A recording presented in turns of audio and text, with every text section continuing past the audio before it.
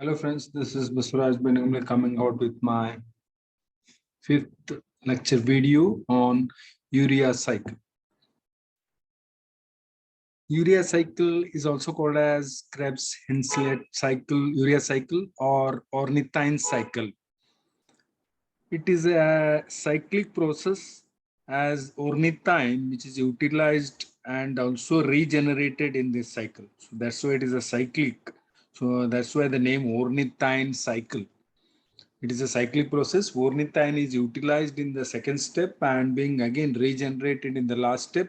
So it is a cyclic process, and also it is also called as ornithine cycle. And the ammonia, toxic ammonia, which is formed from catabolism of amino acids. Amino acids on catabolism will form ammonia. Ammonia is a toxic compound that has to be detoxified. That process of majority of the ammonia, toxic ammonia, is being detoxified by urea cycle, and other processes are also there by which detoxification is done, but majority of the toxic ammonia is being detoxified by or converted into non-toxic form by urea cycle. And this cycle also occurs partly in mitochondria and partly in cytoplasm, as the enzymes located of the urea cycle are in mitochondria and in cytoplasm.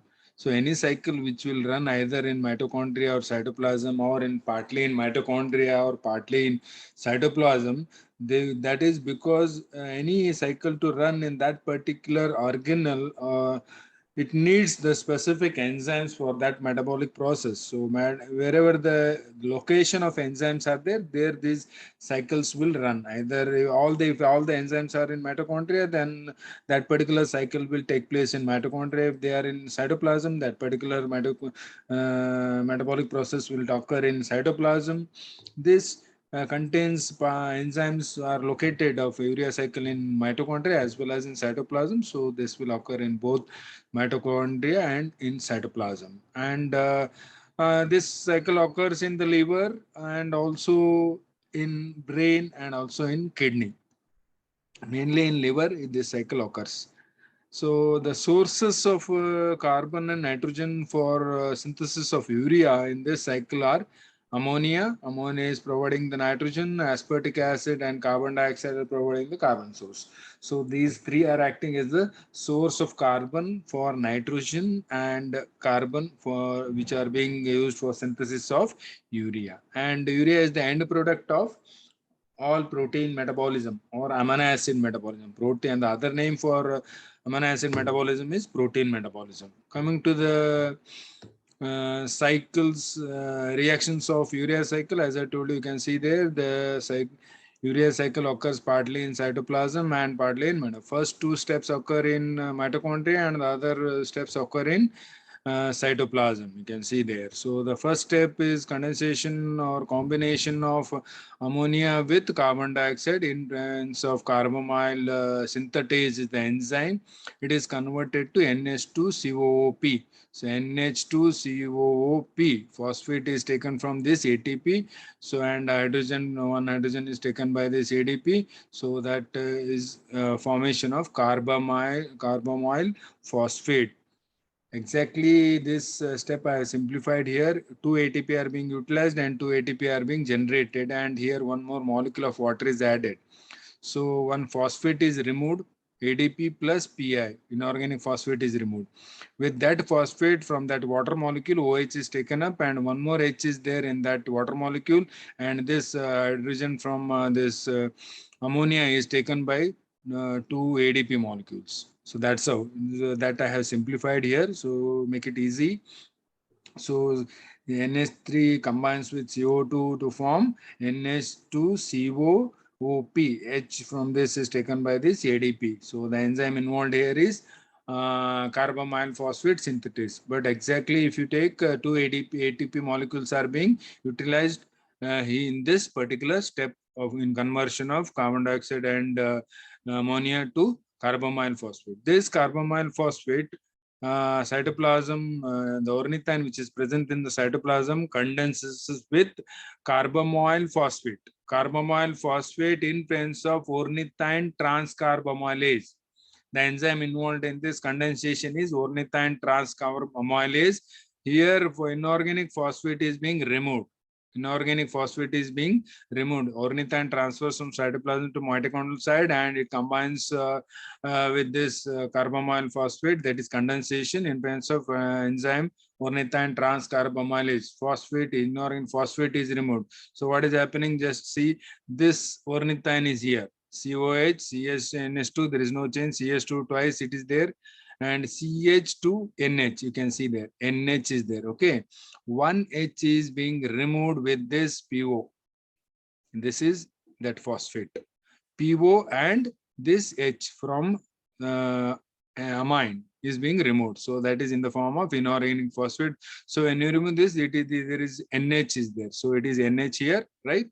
And CO NH2. This is CONH2. This is CO which will be attached to this ornithine. So that's how condensation takes place. CONH2 will be attached. Hydrogen is removed and OP is removed. So that hydrogen is taken up by this OP to form inorganic phosphate. NH2CO will be attached to this NH. So he can see there NH, CO, NH2 to form citrulline. To form citrulline. This citrulline again condenses with aspartic acid. Aspartic acid is present in the cytoplasm side. So this condensation, citrulline will combine with aspartic acid in presence of enzyme arginosuccinate synthetase. Argino, this is an amino acid, semi-essential amino acid. Aspartic acid combines with, this is also condensation in presence of arginosuccinate synthetase. In this, ATP is being splitting into AMP and PPI. That is, as I told you, wherever AT splits into AMP, that is considered as 2 ATP are being utilized. And in this condensation, a molecule of water is removed. So where does this condensation is occurring? You can, I will just show you. So this molecule, citrulline, you can see there COH, it is there COH, CHNS2 is there, it is also there. CH2 twice is there, CH2 twice is there, CH2 NH is there, CH2 NH here. Okay, CH2 NH. What is happening? This change is taking place in this CONH2. Here it is. O is being removed. CONH2. And from this aspartic acid, what is being removed from this aspartic acid? So you can see there 1H from this amine, right? 1H from this amine group and 1H from this amine group and O from this is removed in the form of water, where one hydrogen from this, one hydrogen from this and O. So it is removed in the form of molecule of water. So what is happening here when I remove this O and H? So there is a double bond C double bond NH. O is removed and H is removed. C double bond NH is there. And here one hydrogen is removed. So that will become CHNH. So which this is it. The other atoms are remaining same. Only this H is removed. So it becomes CHNH. So the portion is attached.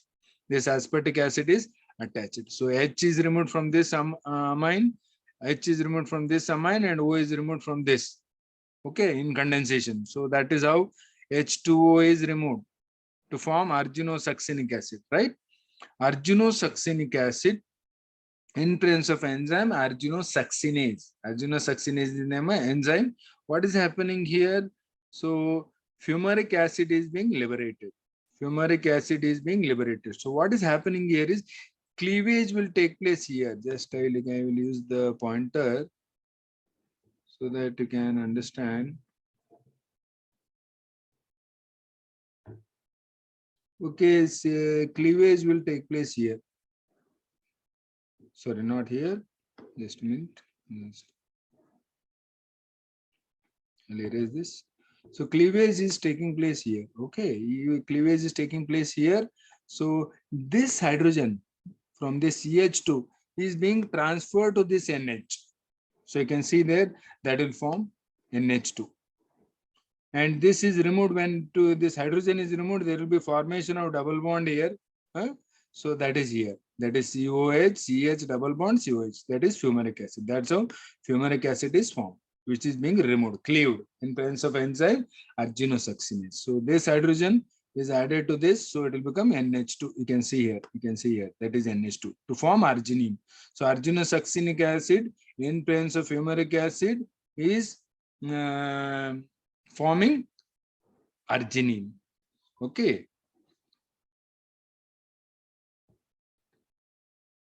And just I'll remove this. Okay. So further, this arginine. Sorry, I'll make this one. Just a minute. Okay. So this arginine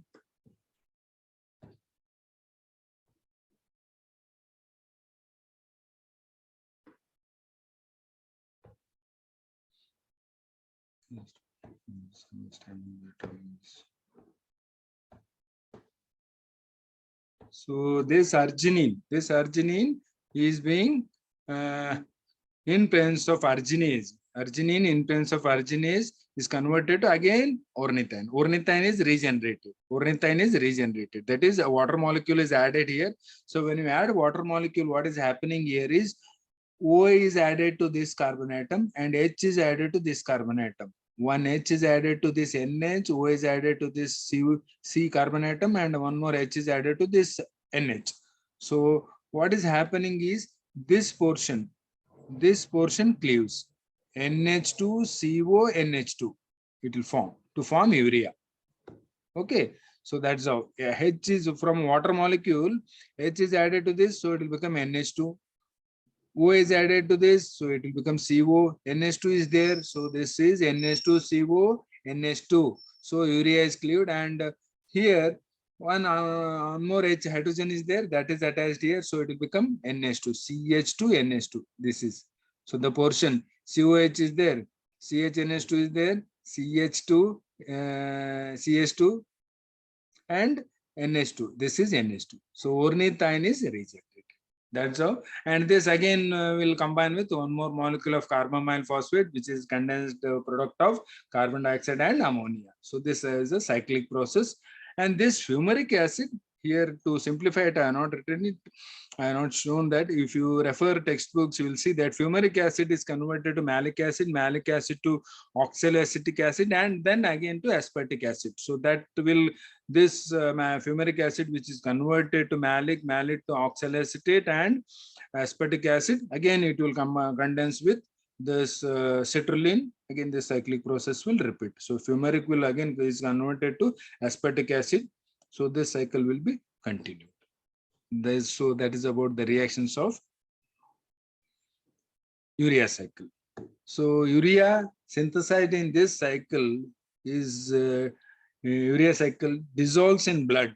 So it dissolves in blood and it is filtered by the kidney, which is excreted through your urine. Urea is an excretory product. So synthesized in, dissolves in blood and enters into the kidney, where it is filtered, glomerular filtered by the kidney, and is excreted through your urine or by your urine.